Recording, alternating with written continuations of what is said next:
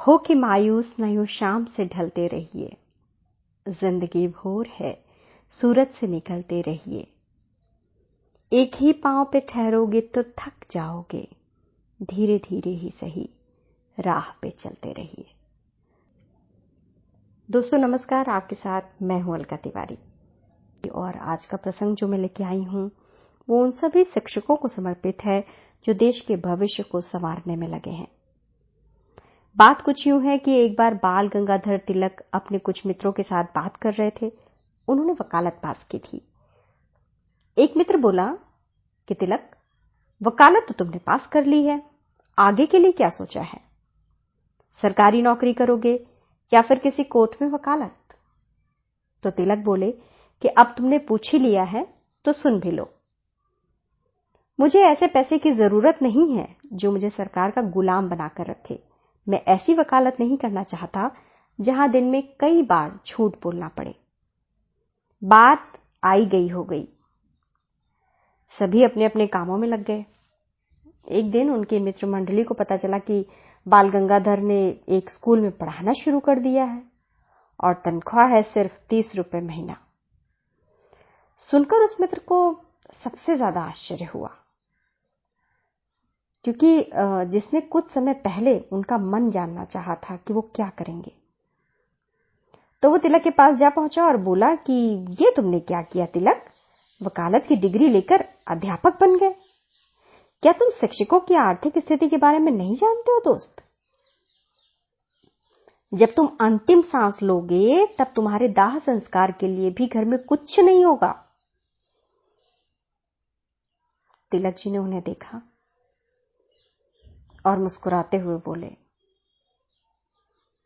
कि मैंने जो पेशा चुना है वो बहुत पवित्र है, ईमानदारी वाला है। और रही अंतिम समय की बात, तो मेरे दाह संस्कार का प्रबंध नगर पालिका तो कर ही देगी। मैं इसकी चिंता क्यों करूं? मित्र हैरान रह गया। उसने आज तक संतुष्टि के ऐसे भाव किसी भी व्यक्ति में नहीं देखे थे। लेकिन समय कहां सदा एक सा रहता है। देश के लोगों में आजादी की अलग जगाने के लिए बाल गंगाधर तिलक ने मराठा दर्पण और केसरी नाम से 2 मराठी अखबार निकाले जो बहुत लोकप्रिय हुए और इनके पाठकों की संख्या बहुत ज्यादा बढ़ी। इन अखबारों में तिलक ने अंग्रेजों की क्रूरता और भारतीय संस्कृति के प्रति उनकी हीन भावना पर अपने विचार खुलकर व्यक्त किए। उन्होंने ब्रिटिश वस्तुओं के बहिष्कार के लिए एक देशव्यापी आंदोलन भी चलाया। तिलक अन्याय के घोर विरोधी थे। अंग्रेजों के खिलाफ अखबारों के जरिए आवाज उठाने के कारण उन्हें कई बार जेल भी जाना पड़ा। 3 जुलाई 1908 को तिलक को अखबार में लिखे उनके एक लेख, जिसमें उन्होंने क्रांतिकारी प्रफुल्ल चाकी और खुदीराम बोस के बम हमले का समर्थन किया था, उसके कारण देशद्रोह के आरोप में गिरफ्तार कर लिया गया उन्हें। और इसके लिए उन्हें 6 साल के लिए म्यांमार, अब कहते हैं, पहले वर्मा कहते थे, उसके मंडले जेल भेज दिया गया और इसके साथ ही 1000 रुपए का जुर्माना भी लगाया गया था। लेकिन तिलक तो तिलक थे। जेल में रहते हुए बाल गंगाधर तिलक ने 400 पन्नों की किताब गीता रहस्य लिखी, जिसमें उन्होंने श्रीमद् भगवद गीता में श्री कृष्ण के बताए गए कर्म योग की बहुत बेहतरीन व्याख्या की है। तिलक का मानना था कि जब देश गुलामी की बेड़ियों में जकड़ा हो तब भक्ति और मोक्ष नहीं, कर्म योग की जरूरत होती है।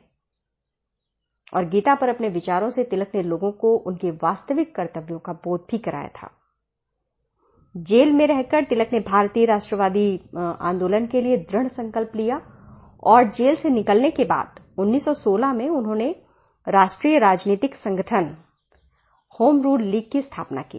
तिलक ने नारा दिया था कि स्वराज मेरा जन्मसिद्ध अधिकार है और मैं इसे लेकर रहूंगा।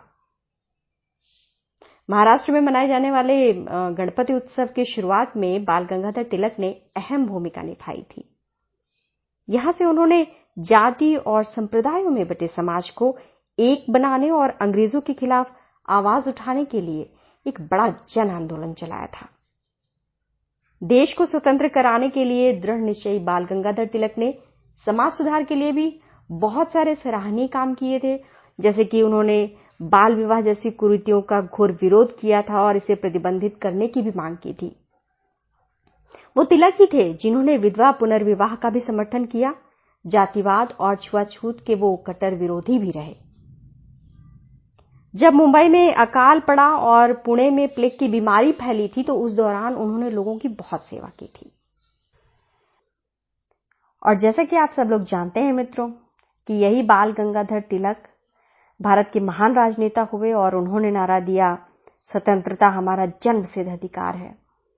और इसके साथ ही वो गांधी जी के पथ प्रदर्शक भी रहे। गीता का रहस्य उनकी जेल में लिखी हुई एक महान पुस्तक है जो गीता पर लिखी सैकड़ों व्याख्याओं में पहले नंबर पर है।